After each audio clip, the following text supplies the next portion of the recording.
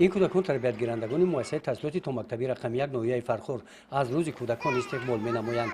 بخشیده بر روز بین المللی محافظت حقوق کودکان برنامه آماده نموده آنها انعکاس موضوع صلح، دوست داشتن وطن مادر، طبیعت را در بر گرفته است.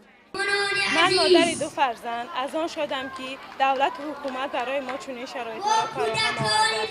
چنانه که جناب ریاضی ذکر کردند کودکان و جوانان آینده ساز تاجیکستان هستند. پیشروی تاجیکستان در دست همین کودکان و جوانان است. در ناحیه فرخور با این مؤسسه در 10 مؤسسه تحصیلاتی تامکتبی 785 نفر کودکان و تعلیم و تربیت فرا گرفته شدند. بخشیده بر روز کودکان امسال همایش دانه با اشتراک این مؤسسه ها در مؤسسه تحصیلاتی تامکتبی رقم 1 با اشتراک نمایندگان مقامات اجرایی حکومت دولتی ناحیه و والدان تربیتگیرندگان دایر کرده شد.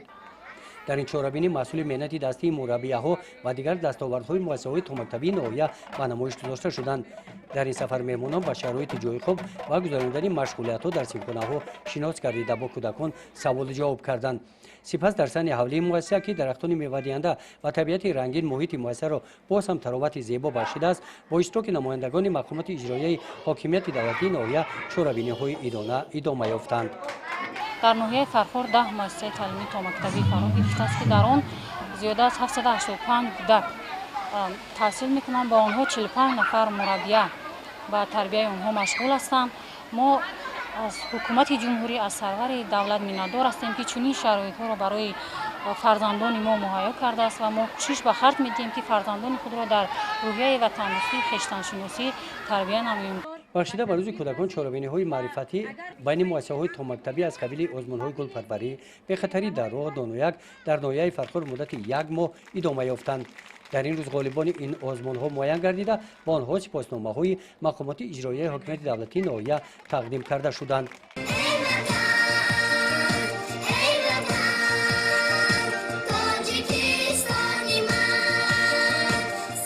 همایش دانه بخشیده بر روز کودکان در ناحیه فرخور با برنامه کنسرتی هنرآموزانی مکتب بچگانه صنعت ناحیه جمع بست گردید. گزارش خواجه نظریف خدای نظر ظهورов از ناحیه فرخور برای برنامه اطلاعاتی نوید.